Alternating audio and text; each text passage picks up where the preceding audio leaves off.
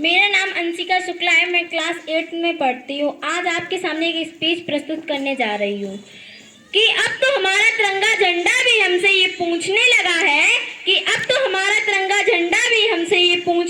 है कि क्या बात है, भारत में फहराने से ज्यादा कफन में दफनाने के क्यों काम आ रहा हूँ। महोदय, हृदय तो उस दिन ही फट गया था जब बूढ़ी माँ अपने बेटे की चित्रों को देखकर बोली कि साहब, आप तो भर्ती में 1 इंच भी कम नहीं लेते, मैं आधा शरीर कैसे ले लूं। आप तो भर्ती में 1 इंच भी कम नहीं लेते, मैं आधा शरीर कैसे ले लूं। महोदय, आज इन मानवाधिकारियों के कारण आतंकियों के बंगलों की हस्ती है और शहीद हुए हमारे जवानों की आंगन की तुलसी रोती है। जब एक विधवा की वेदना ये चीख चीख कर कहती है कि प्यार भी भरपूर गया, मांग का सिंदूर गया, नन्हे ने लिहालों की लंगोटियां चली गई। अरे आपके लिए तो एक आदमी मरा है साहब, मेरे घर की तो रोटियां ही चली गई, मेरे घर की तो रोटियां ही चली गई।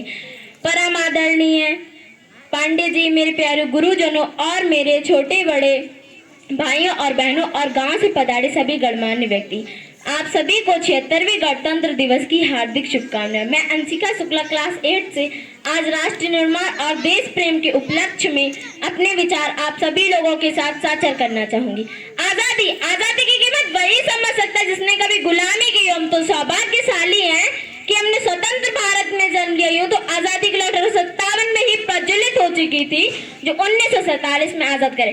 प्राचीन, मध्यकाल और वर्तमान के उदाहरणों से मैं स्पष्ट करना चाहूंगी कि जब हम तिरंगियों के फेरे में फंस गए थे तो रंग दे बसंती छोड़ा कि एक आवाज में टोले के टोले उभराते थे और उनकी इंकलाब जिंदाबाद और वंदे मातरम के नारों से खून में आ जाने वाला 5-5 डिग्री का तूफान अंग्रेजी शासन की जड़ें हिला देता था।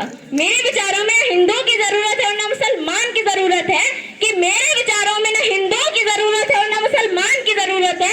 राष्ट्र निर्माण के लिए जरूरत है तो केवल एक सच्चे इंसान की जरूरत है।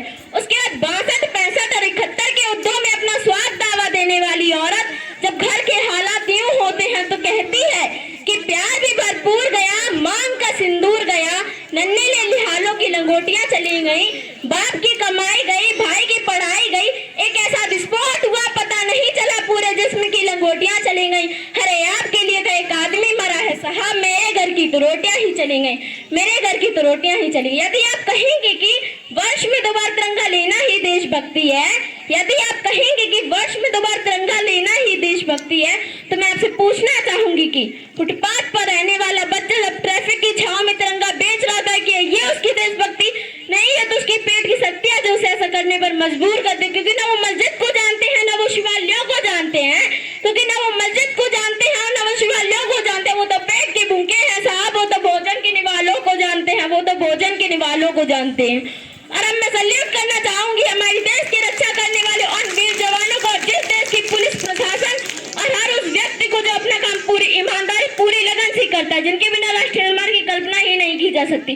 और मैं भारत की बेटी आज इस मंच पर यह आह्वान करती हूँ कि राष्ट्र निर्माण तब संभव होगा जब हम सब में आप सब मिलकर ये फरियाद करेंगे कि हमारी जिम्मेदारी है अपने देश को आगे ले जाने की, हमारी जिम्मेदारी है अपने देश को आगे ले जाने की। हमारी देश की जिम्मेदारी नहीं है हम लोगों को आगे ले जाने की, हमारी जिम्मेदारी अपने देश, अपने वतन, अपने राष्ट्र को आगे ले जाने की। और अंत में मैं बस यही कहूँ